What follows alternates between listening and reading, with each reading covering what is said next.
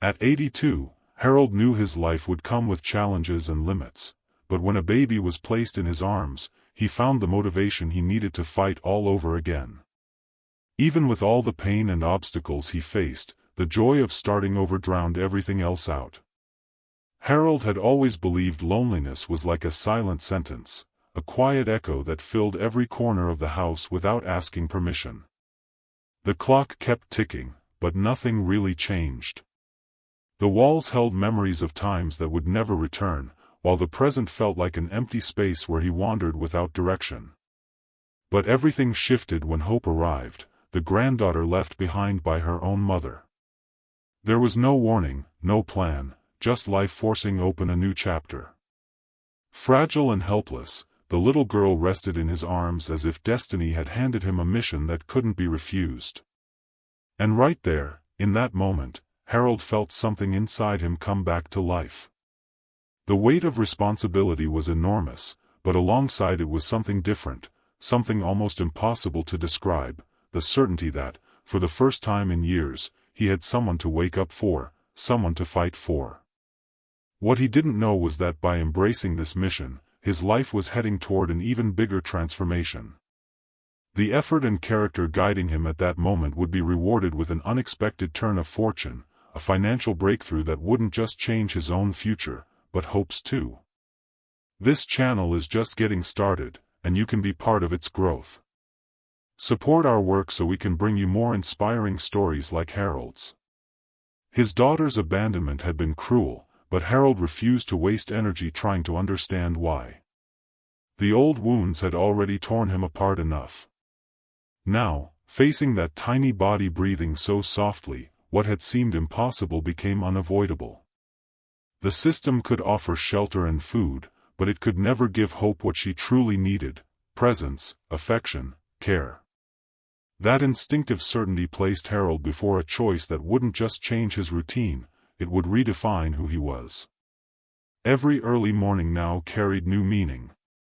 Diaper changes, cries that shattered the silence, the constant exhaustion, they all became fuel. Contrary to what most people thought, he didn't feel diminished by these tasks. On the contrary, he found in them a strength he'd thought was gone forever. It had been years since he'd felt this kind of vitality. With every glance from Hope, no matter how small, he found a kind of hope that pulled him out of the shadows of depression. Caring for her wasn't just about survival, it was proof that love, even after 65, remains the greatest form of courage. The difficulties were endless. His body no longer responded the way it used to, and doctors made sure to remind him of that at every appointment.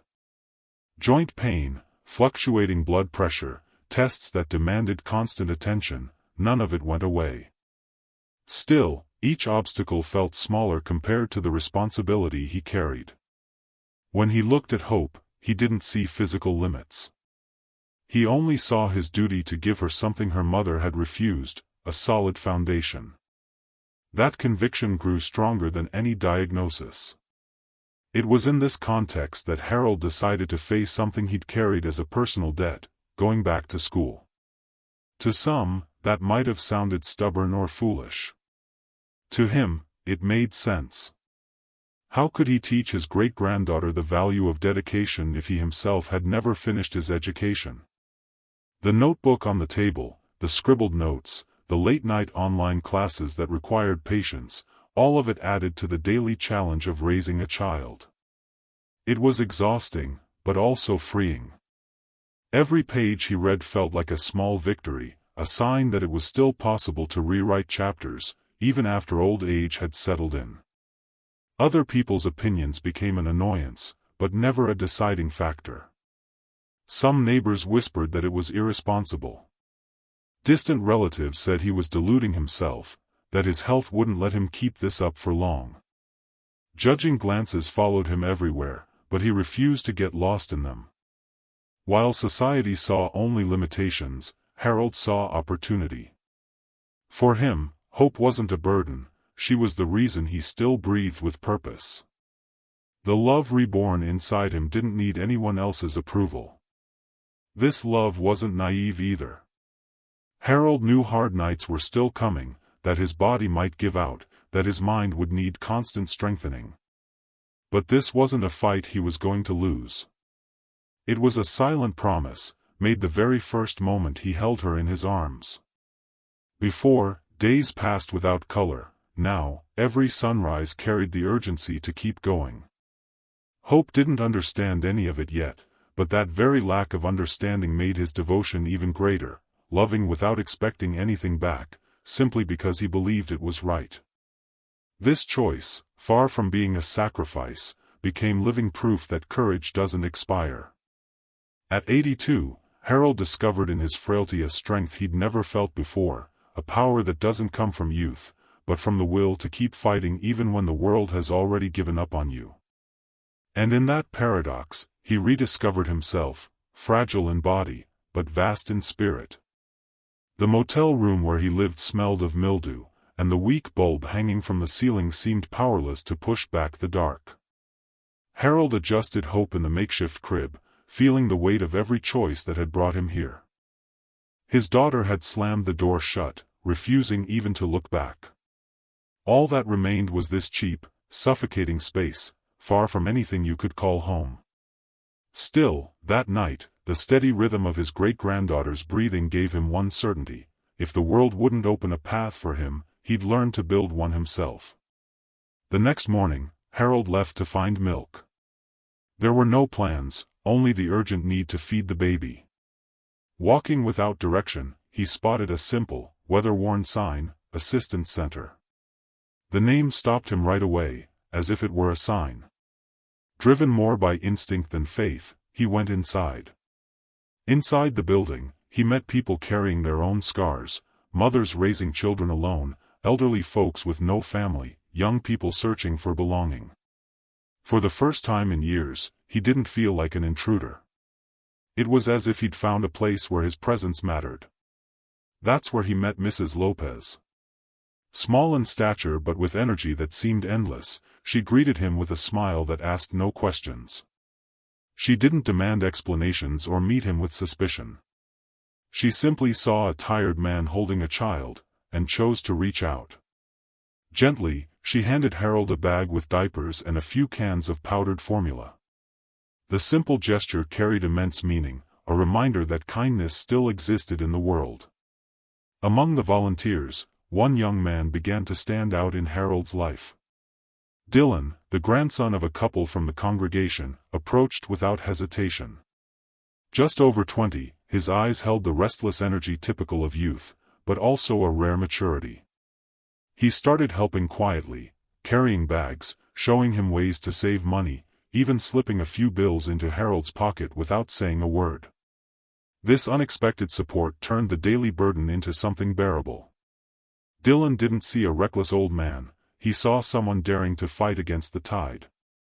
Still, not everyone welcomed him. Among the congregants, some looked at him with suspicion. One of the Sunday school teachers, rigid in her principles and words, made sure her judgment was heard loud and clear. In her eyes, Harold wasn't a symbol of courage, he was irresponsible. She spoke loudly enough for him to hear: it's dangerous to leave a child in the hands of someone who can barely take care of himself. Each of her words cut deep, rekindling doubts he tried to silence every night. But even with those criticisms, Harold stood firm, anchored in the certainty that hope needed him. The hardest blow, however, came from where he least expected it. A report was filed with Child Protective Services. Someone from the congregation, likely motivated by the idea of protecting the girl, questioned Harold's ability to care for her. When the agents showed up, his heart nearly stopped. The possibility of losing hope, of seeing her handed over to a cold, distant system, was the greatest fear he'd ever known. The life he'd just begun rebuilding could collapse in a matter of days. And yet, even with uncertainty looming, Harold clung to one thought: if love was going to be put on trial, let his life be the evidence. The knock on the door shattered the little peace Harold had managed to build. His heart raced before he even knew who was there. When he opened it, he faced the cold, impersonal badge of Child Protective Services. The agent's presence carried the weight of a courtroom. The motel room, with its peeling walls and worn carpet, suddenly became a stage for judgment. Harold took a deep breath, held Hope tightly against his chest, and invited the visitor in.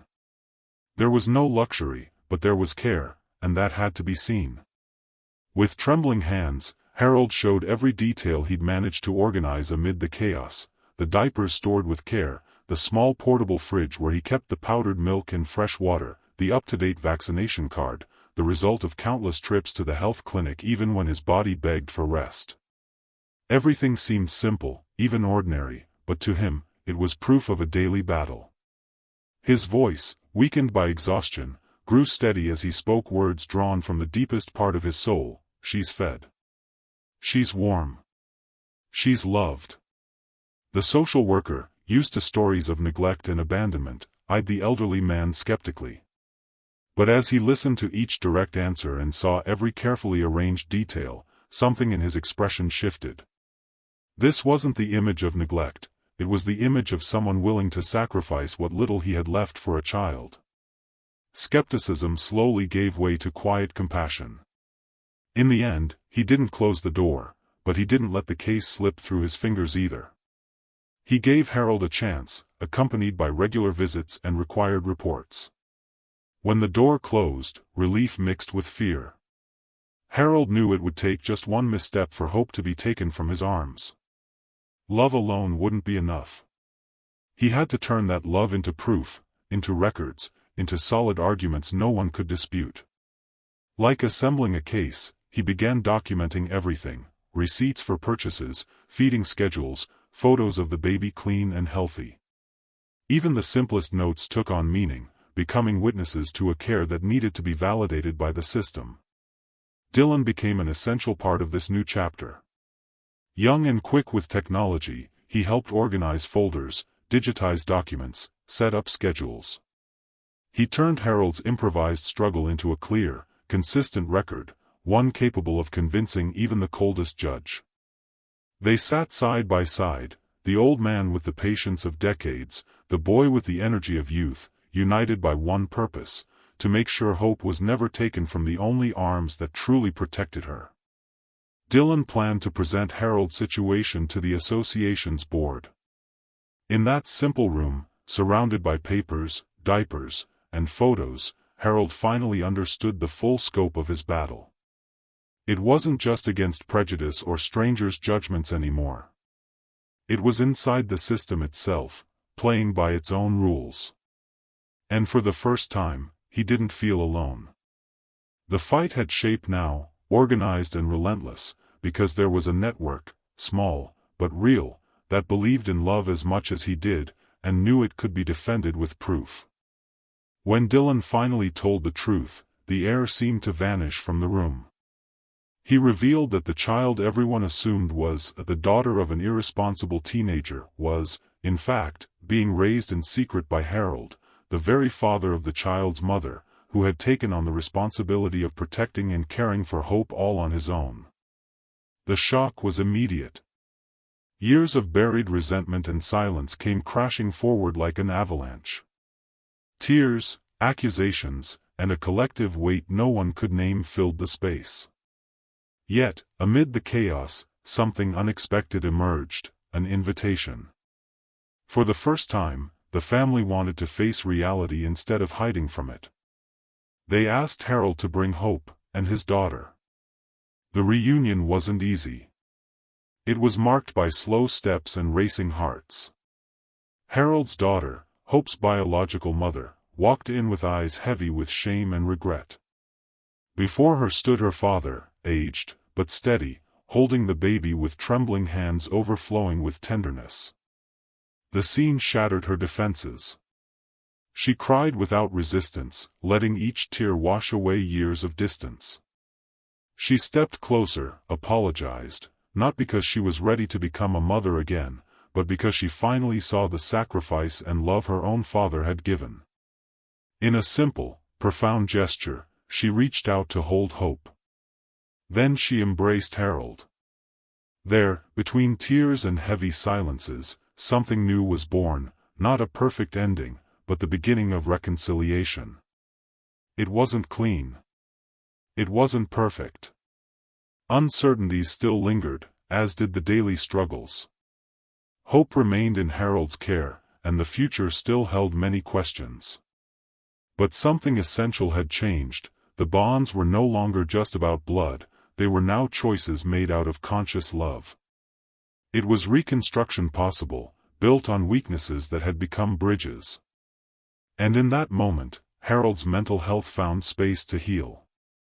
For years, he'd seen himself as a burden, abandoned by his own family, condemned to the silence of old age. But the love that grew from simply caring for Hope showed him that even a tired mind can rediscover purpose. Affection didn't erase his pain, it turned each ache into strength.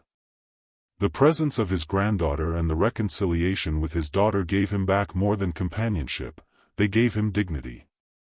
Harold finally understood, mental health in old age isn't just the absence of suffering, it's the certainty of being needed, of being useful, of being capable of loving and being loved. And in this new chapter, life reserved for him something even more surprising, an unexpected inheritance. With it, Harold left behind days of scarcity and began living in comfort beside his daughter and little Hope. He was no longer the man who wandered without direction, he was the foundation of a family rebuilt, held up by love, resilience, and now, the quiet peace of stability. The inheritance came from his father, who had owned vast lands long caught in legal disputes. When the court finally ruled in his favor, Harold, as the only son, was named the rightful heir. So, what once felt like a burden became an opportunity to begin again, marked by justice, love, and a new kind of hope. At 82, Harold proved it's never too late to start over. He didn't need grand heroism, just daily choices that revealed courage hidden within fragility. Hope was the beating heart of his resistance, and his daughter's embrace sealed an undeniable truth: old age doesn't have to be the end of the story. With love, it can be the beginning of a chapter where even the most worn out among us find the strength to become heroes. This channel is just getting started, and you can be part of its growth. Support our work so we can bring you more inspiring stories like Harold's. Subscribe, share with your friends, and leave a like. It makes all the difference as we continue this journey together.